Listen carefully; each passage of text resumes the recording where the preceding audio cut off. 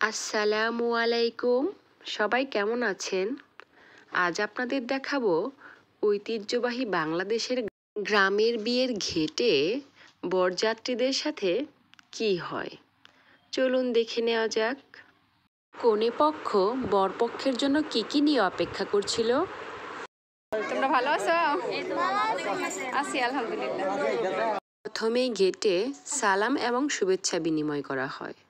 এরপর মিষ্টিমুখ করার পালা। কিন্তু মিষ্টিমুখ করতে গিয়ে কি কি মজা হলো দেখুন একবার। বরকে মিষ্টি খাওয়াতে গিয়েছে, কিন্তু বরের দুলাভাই কেড়ে নিয়ে খেয়ে ফেললো। খুব মজা, তাই না? কিন্তু কাঁটা চামচ দিয়ে এভাবে খাওয়ানো এবং খাওয়ার সময় মজা না করে বরং সাবধান হওয়া উচিত, কারণ যে কোনো সময় দুর্ঘটনা ঘটে যেতে পারে। কনে পক্ষ বরপক্ষকে বিপদে ফেলার জন্য শরবতের গ্লাস উল্টে রেখেছিল, কিন্তু কত সুন্দর করে গ্লাসগুলো সোজা করে খেয়ে নিল সবাই শরবত। কিন্তু এদিকে আমাদের মিশকাত বাবুর কাণ্ড দেখুন। সে শরবত নিয়ে কি করছে?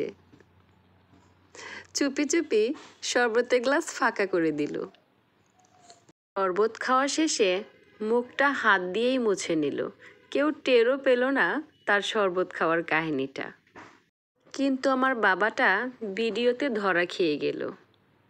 সকল খাওয়া দাওয়া শেষে এবার শুরু হলো গেটে কত টাকা সম্মানী দেওয়া হবে তা নিয়ে তর্ক বিতর্ক।